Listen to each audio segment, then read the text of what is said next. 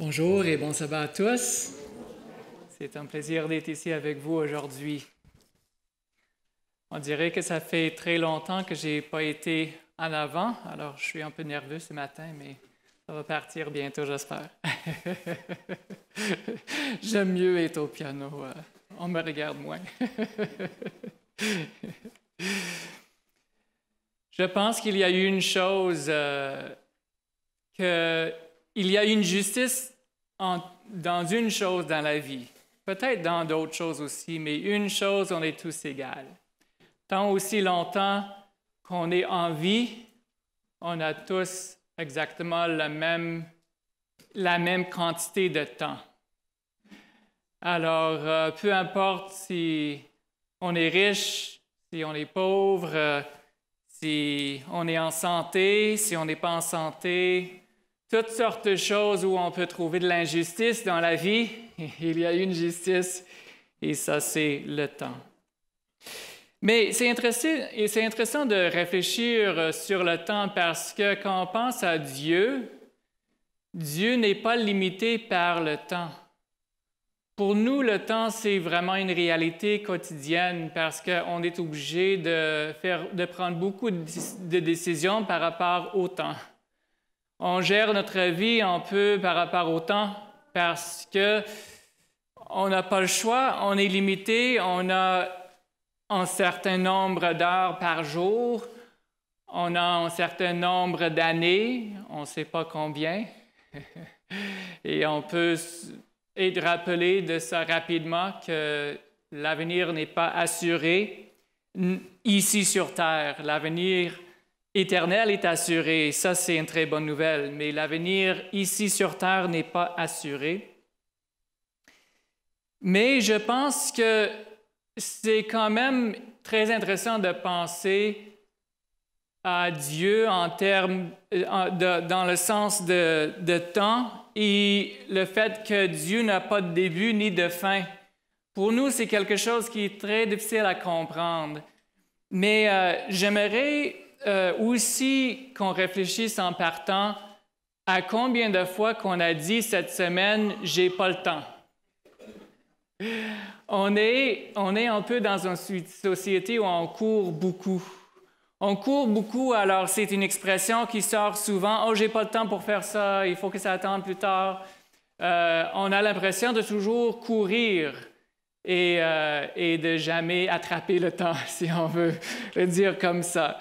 Alors, je pense que ce matin, ça serait bien justement de réfléchir un peu là-dessus dans le contexte de Dieu et les priorités de Dieu. Mais j'aimerais illustrer par une histoire en commençant. Et c'est un jeune homme, un homme d'affaires qui était quand même assez à l'aise financièrement. Lui, il part le matin avec son Jaguar noir. C'est une auto. Alors, il roule assez vite parce qu'il faut qu'il arrive à l'heure au bureau.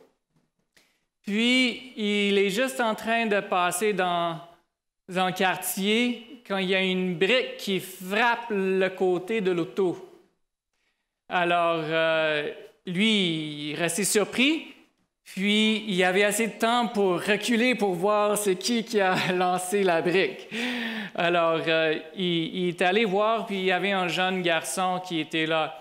Alors, il commence à le prendre, puis il commence à le brasser, puis dire « Qu'est-ce que tu fais? C'est quoi ton problème? Tu vas payer cher pour ça! » Puis il était vraiment fâché avec le jeune homme. Puis le jeune garçon, on pourrait même dire, c'était même pas un ado. Alors, le jeune garçon, il dit « Mais c'est parce que j'ai essayé de faire arrêter quelqu'un parce que mon frère, qui était plus grand que lui, qui était en fauteuil roulant, est tombé du fauteuil et il est tombé à terre et le petit frère ne pouvait pas le remettre dans la chaise roulante pour qu'il puisse continuer à retourner à la maison. » Alors, il a dit « Je ne savais pas quoi faire. » Puis la seule chose que je pouvais penser, c'était de lancer une brique pour que quelqu'un s'arrête pour m'aider. Alors il a dit, est-ce que tu pourrais m'aider? Est-ce que vous pourriez m'aider à remettre mon frère dans la chaise roulante? Alors bien sûr, il a changé d'attitude, il se sentait mal d'avoir agi comme ça, il a aidé à remettre son frère dans la chaise roulante. Alors, dans le fond, ce monsieur-là, il a décidé de ne pas faire réparer son auto. Il a décidé de laisser la graphine, la bosse, sur son auto, sa belle auto, pour qu'il se rappelle justement de prendre le temps de faire le bien et de ne pas être si pressé qu'on ne remarque pas les gens qui ont besoin de nous, autour de nous. J'aimerais qu'on relise dans 2 Pierre chapitre 3, le verset 8. 2 Pierre chapitre 3, le verset 8, on l'a lu tantôt. Mais il est une chose, bien-aimés, que vous ne devez pas ignorer, c'est que devant le Seigneur, un jour est comme 1000 ans, et 1000 ans sont comme un jour. Alors, c'est difficile pour nous de comprendre l'aspect de Dieu, surtout par rapport au temps, parce que Dieu, comme on a dit au début, n'est pas limité dans le temps. Nous, on est limité dans le temps, mais Dieu n'a pas de début ni de fin. Alors, Dieu, pour qu'il puisse rentrer en relation avec nous, il est venu dans notre temps pour qu'il puisse développer une relation avec nous et pour qu'on puisse expérimenter qui est Dieu. Dans Apocalypse chapitre 1, le verset 8, on voit en parlant de Dieu, Apocalypse chapitre 1, le verset 8, « Je suis l'alpha et l'oméga, dit le Seigneur Dieu, celui qui est, qui était et qui vient, le Tout-Puissant. » Alors, pour venir nous chercher après le péché, Dieu a dû venir dans notre temps pour qu'on puisse comprendre Dieu. Et j'aimerais vous montrer en graphique, si on l'a, je ne sais pas si on a réussi à l'avoir. Oui, merci beaucoup, on va le mettre à l'écran. Je pense que vous êtes au courant quand même du temps que Adam et les premières personnes avaient ici. On voit qu'il y a une grande différence. Si on parle d'Adam, on voit qu'Adam il a vécu 930 ans.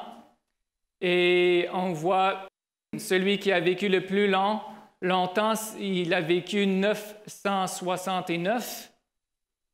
Et on voit après le déluge, on voit que les gens commençaient à vivre beaucoup moins longtemps. On voit Abraham qui a vécu 175, Joseph 110 et David a vécu 70. Il n'est pas marqué là-dessus, mais après David, c'est là qu'on comprend que Dieu nous donne en moyenne 70 ans. Un peu plus, un peu moins parfois beaucoup moins, parfois un peu plus. Mais on voit qu'on est très limité dans le temps. Quand on est jeune, on a l'impression qu'on a toute la vie devant nous, mais on dirait que la vie passe très vite et on est déjà rendu à la retraite, puis on a l'impression qu'on n'a pas vu la vie passer. Et en tant qu'adventistes, nous, on est parfois fiers parce que nous, on vit plus longtemps que les autres. Est-ce que vous êtes au courant de ça? On est fiers de ça. Ils ont fait des études en Californie, puis en moyenne, les gens, ils vivent, je ne sais pas si c'était 7 ans, 6 ans, 7 ans, 8 ans, quelque chose comme ça, plus en moyenne que les autres. Alors, on peut peut-être être fier de vivre plus longtemps, mais je pense que ce n'est pas nécessairement juste le fait de vivre plus longtemps qui compte, mais c'est qu'est-ce qu'on fait pendant qu'on a la vie. Job a parlé de ça et selon ceux qui recherchent un peu des faits historiques bibliques, ils pensent que Job a probablement vécu 210 ans à peu près. On n'est pas sûr, bien sûr, parce que ce n'est pas assez clair, mais selon les études que les gens ont faites, ils croient qu'il a probablement vécu autour de 210 ans. Et dans Job, chapitre 9, le verset 25, on voit qu'est-ce que Job avait à dire sur la durée de notre vie. On sait que Job a vécu aussi des choses très difficiles. Alors, il parlait peut-être de notre perspective un peu, mais Job, chapitre 9, le verset 25, on voit « Mes jours sont plus rapides qu'un courrier. Il fuit sans avoir vu le bonheur. » Alors, on voit que Job était dans la tristesse, mais je pense que la vérité de ce qu'on voit ici, que les jours sont plus rapides qu'un courrier, c'est vrai que la vie passe vite. Aussi, dans le chapitre 9, les versets 20 et 21, on voit aussi ce même principe qui est là. On va commencer dans le verset 1, Job chapitre 10 le verset 1. « Mes jours ne sont-ils pas en petit nombre qu'il me laisse, qu'il se retire de moi et que je respire un peu, avant que je m'en aille pour ne plus revenir dans le pays des ténèbres et de l'ombre de la mort. » Alors, on voit ici que Job dit que les jours sont en petit nombre.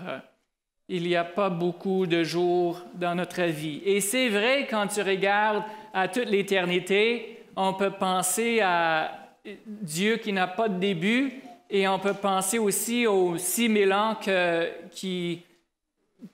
l'être humain va avoir sur Terre. Et après ça, on voit la durée d'une vie et on voit que c'est vraiment pas long. Ça ne dure pas longtemps. On a seulement, on a été donné cette occasion-là pour bien choisir sur quel côté qu'on va être.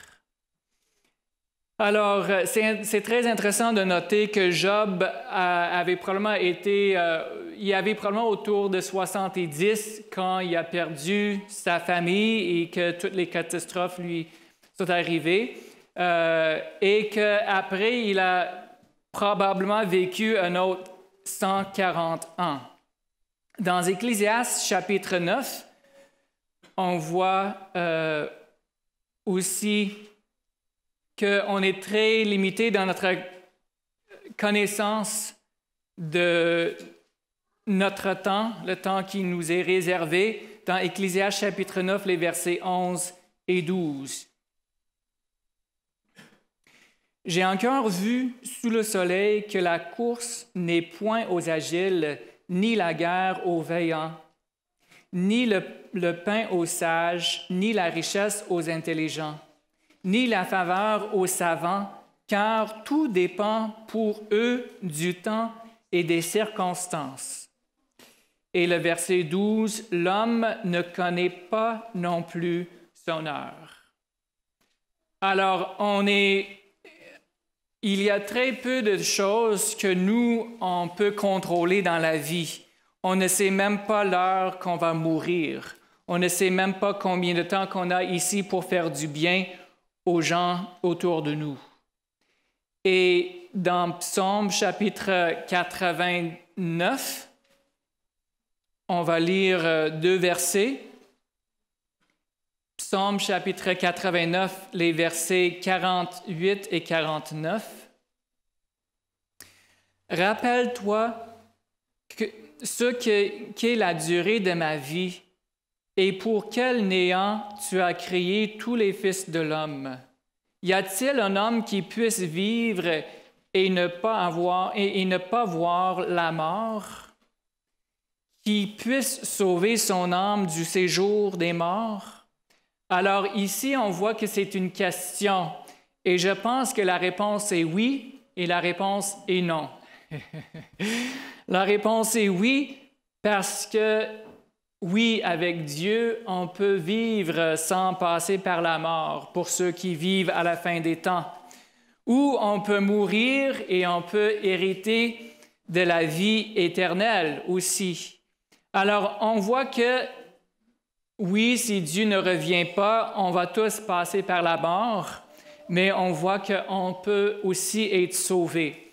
Et je pense que c'est ça qui mérite notre attention, c'est de penser à notre dilemme, la situation dans laquelle on se trouvait, et que Dieu soit venu pour nous racheter et pour nous sauver de notre situation, c'est quelque chose de tout à fait qui nous touche profondément. J'aimerais lire un autre verset avant de poursuivre avec une histoire. C'est dans Psaume chapitre 90 et le verset 12. Enseigne-nous à bien compter nos jours, afin que nous appliquions notre cœur à la sagesse.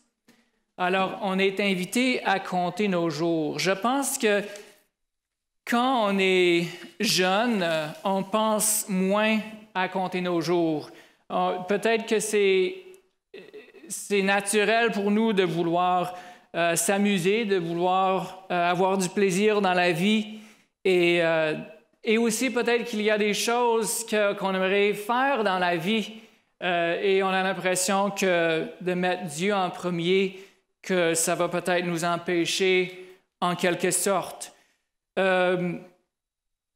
Parfois, on peut penser qu'on aimerait bien se marier, on aimerait bien peut-être avoir des enfants, on aimerait se trouver un job, toutes sortes de choses qu'on aimerait qui viennent avant. Moi, j'étais ado, justement, au moment où je cherchais un peu qu'est-ce que je voulais faire dans la vie, si je voulais suivre Dieu ou non. Et j'ai eu une expérience qui m'a beaucoup frappé, que j'aimerais raconter ce matin. Moi, j'allais à une école en Oklahoma Academy, puis j'ai fréquenté cette école pendant 4 ans. C'est une école secondaire, high school, que justement aux États-Unis, high school dure 4 ans. Alors, j'étais là avec, en fait, celui avec qui je partageais la chambre. On était 2 par chambre. Puis je partageais une chambre avec un jeune homme qui s'appelait Brian. Puis son frère était plus petit, plus jeune que lui. Puis il n'était pas encore venu à l'école, mais il avait prévu de venir la prochaine année. L'année d'ensuite, il y avait des plans pour venir. Alors, une chose qui était différente avec moi et Brian, c'est qu'on vivait à la même place en Géorgie. Alors, parfois, on voyageait ensemble parce que nos parents restaient proches les uns des autres. Alors, parfois, on voyageait ensemble pour aller à l'école parce que c'était quand même 12 heures de route en auto. Alors, c'était bien qu'on pouvait parfois partager le voyage entre les parents. Alors, jusqu'aujourd'hui, je ne me souviens pas du tout qu'est-ce qui est arrivé, pourquoi que à la dernière minute, ça n'a pas marché pour que je puisse embarquer avec eux. Mais je crois que mes parents m'ont conduit, je ne sais pas trop pourquoi. La seule chose que je sais, c'est qu'en arrivant à l'école, il y avait le dean qui était là, celui qui était en charge du dortoir des gars. Et il m'a dit si j'avais eu des nouvelles de Brian et son frère qui s'appelle Bryce. Alors j'ai dit que non, je n'avais pas de nouvelles. Puis il a dit, je suis vraiment désolé de te dire ça, mais il a dit, il a eu un accident et Bryce est mort.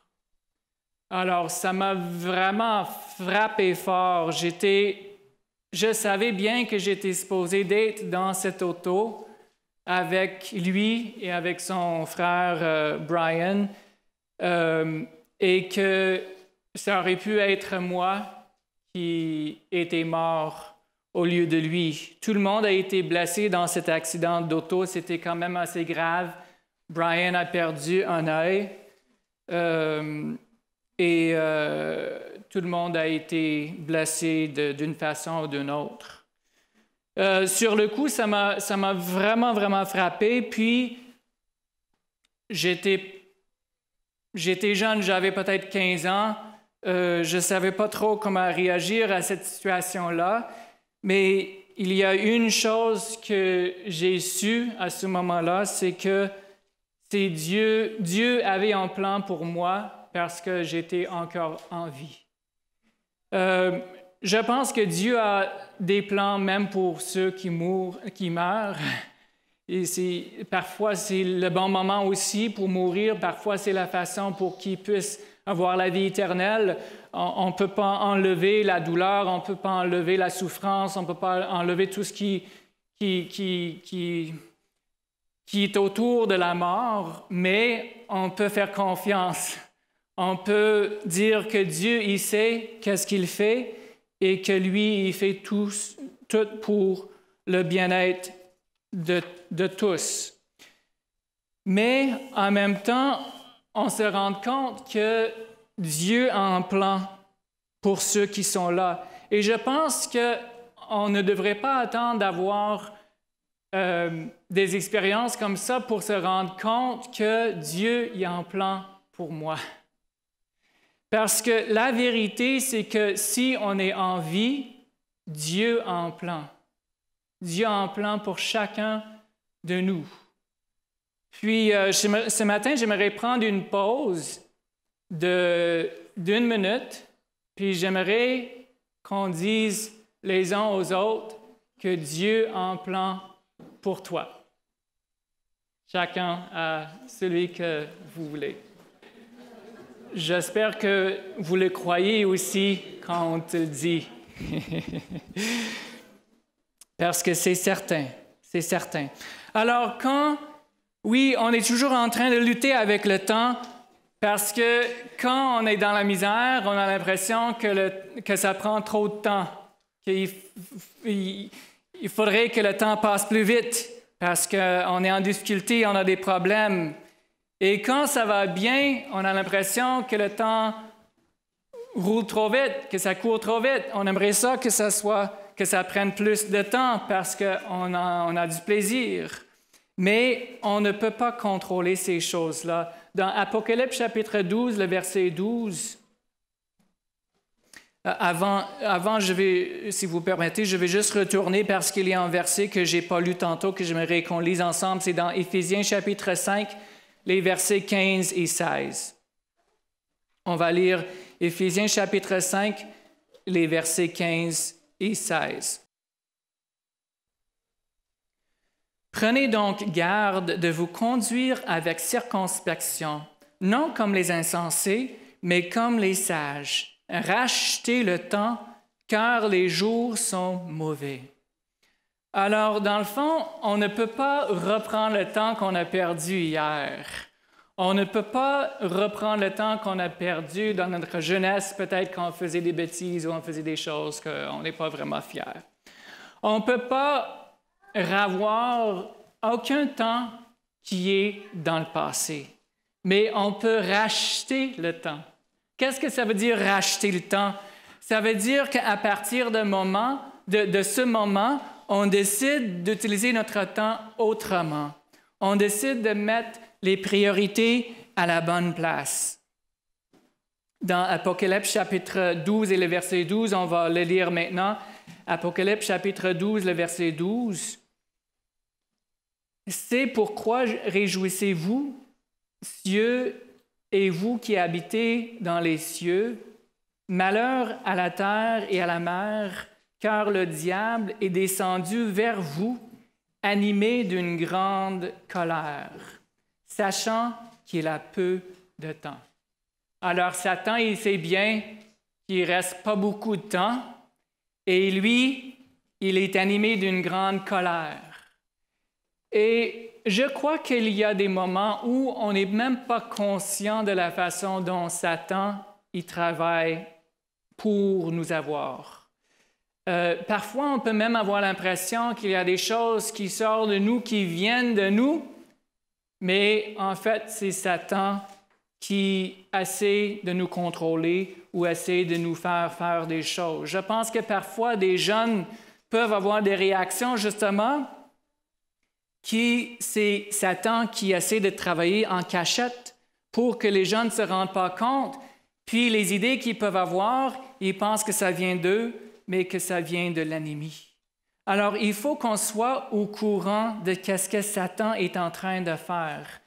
Et dans 1 Pierre, chapitre 5, on voit qu'est-ce qu'on est appelé à faire à cause de la façon dont Satan travaille. Dans 1 Pierre, chapitre 5, le verset 8, 1 Pierre, chapitre 5, le verset 8,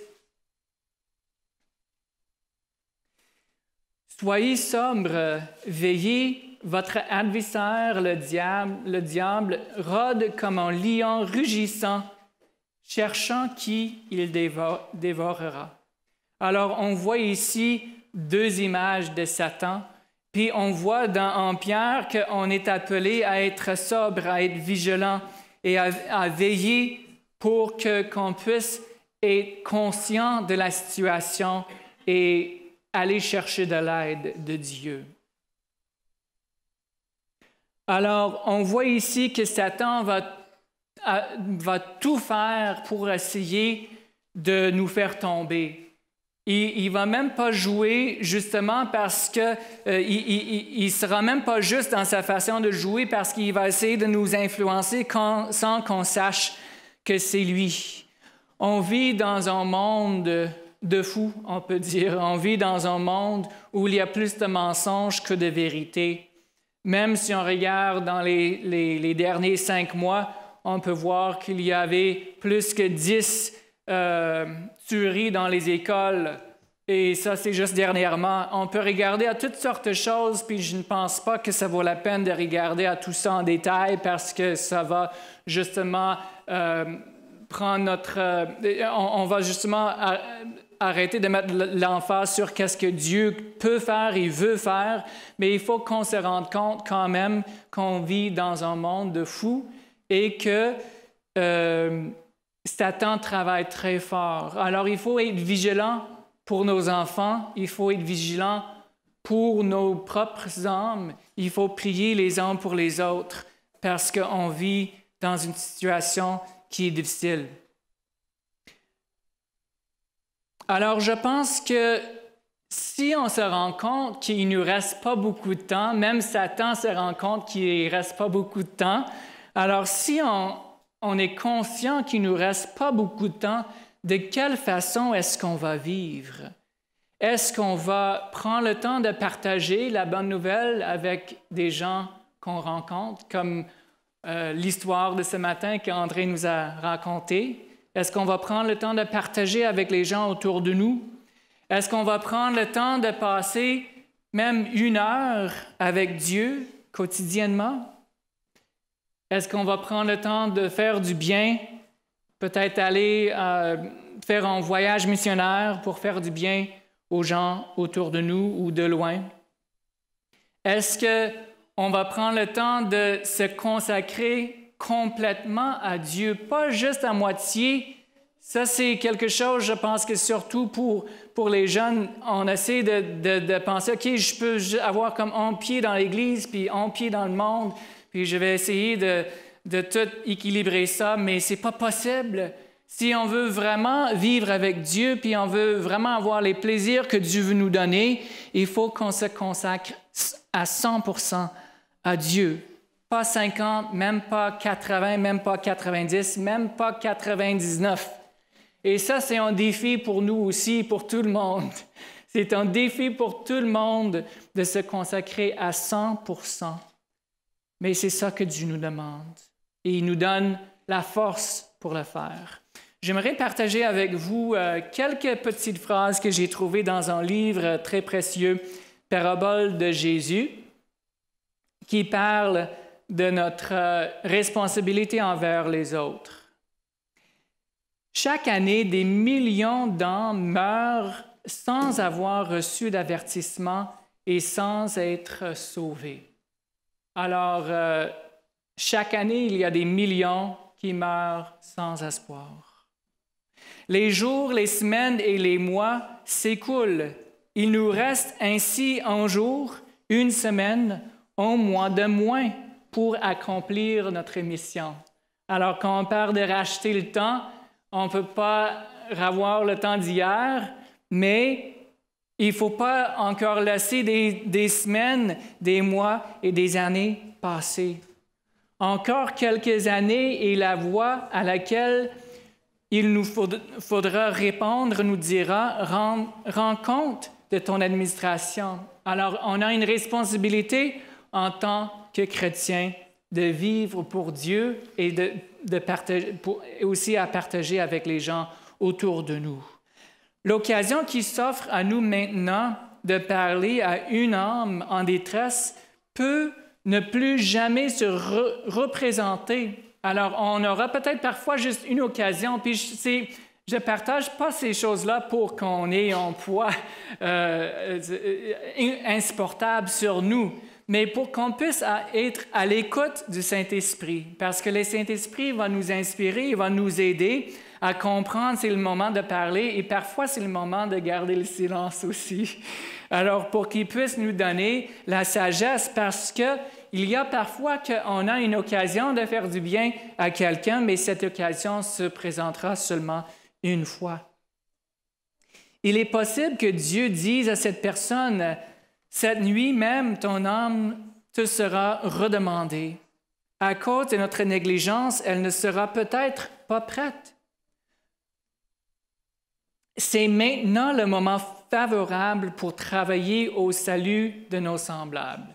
Alors, c'est maintenant le moment qu'on puisse faire une différence dans la vie de quelqu'un, que ce soit en contact personnel, que ce soit par les médias, que ce soit même par l'enregistrement de nos messages ici, pour qu'on puisse toucher quelqu'un. Certains s'imaginent que s'ils donnent de l'argent pour la cause du Christ, on ne leur demandera rien d'autre. Alors, on peut penser, je donne ma dîme, je donne des offrandes une fois par semaine et que c'est tout ce que je suis dans l'obligation de faire. Mais Dieu ne nous demande pas seulement notre argent, même si ça peut être une grande bénédiction pour l'œuvre, mais ça ne suffit pas seulement l'argent. Ils perdent un temps précieux qu'il pourrait consacrer à son service. Le devoir et le privilège de toute personne en santé, c'est de travailler pour le Seigneur. Alors, c'est un privilège, mais c'est aussi un devoir de travailler pour le Seigneur. Et parfois, même des gens qui ne sont pas en très bonne santé, on voit toutes sortes de choses qu'ils font pour travailler pour le Seigneur, et ça nous inspire pour ceux qui se réjouit d'une santé relativement bonne. On voit qu'on peut faire beaucoup de choses pour Dieu. Dans Romains chapitre 13 et le verset 11,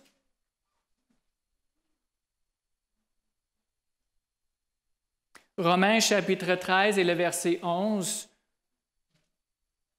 il est écrit « Cela importe d'autant plus que vous savez en quel temps nous sommes. C'est l'heure de vous réveiller enfin du sommeil, car maintenant le salut est plus près de nous que lorsque nous avons cru. » Alors on voit qu'aujourd'hui le salut est plus proche que jamais. On est un jour plus proche du retour de Jésus. Et que lui, il est là pour nous aider à savoir comment on peut se faire une différence dans la vie des autres. Et c'est en rachetant le temps aussi que nous sommes exhortés à racheter le temps, mais jamais nous ne pourrons retrouver celui que nous avons perdu, pas même en seul instant. Il nous est possible de racheter le temps qu'en tirant la meilleure partie de celui qui nous reste, en collaborant avec Dieu au grand plan de la rédemption. Et il y a aussi une grande bénédiction qu'on va recevoir en rachetant le temps. Ça dit « Celui qui agit ainsi voit son caractère se transformer ». Parfois, on a l'impression que la transformation n'arrive pas assez vite.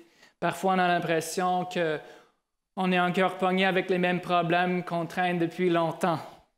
Mais on voit ici de l'espoir en rachetant le temps, en se tournant vers les autres, en pensant aux âmes autour de nous. Notre caractère est aussi transformé.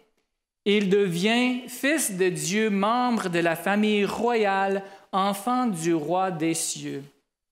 Il est digne d'entrer dans la compagnie des anges.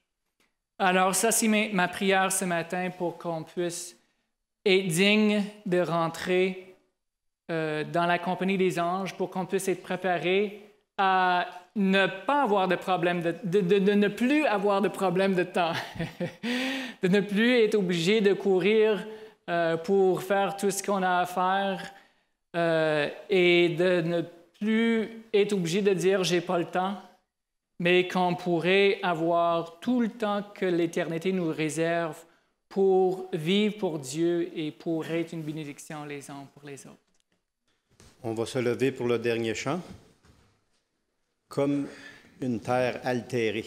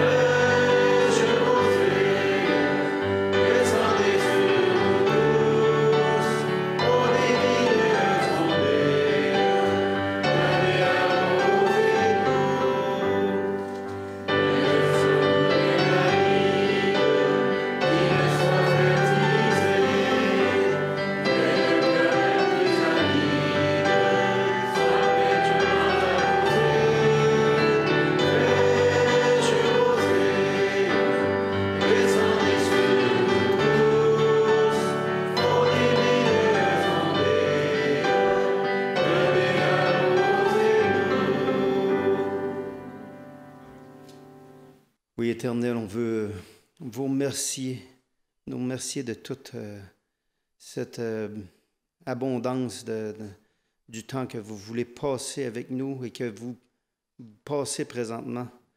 On veut vous réclamer pour la semaine qui est au-devant de nous, vos bénédictions éternelles. Oui, vous avez promis de les répandre sur vos enfants. Et même dans ce commandement du sabbat, c'est là où vous dites que vous déposez vos bénédictions sur vos enfants. On vous remercie de toutes ces promesses qui s'accomplissent. On vous remercie pour tout ce que vous faites dans nos vies. Et c'est dans le précieux nom de Jésus-Christ qu'on vous a prié. Amen.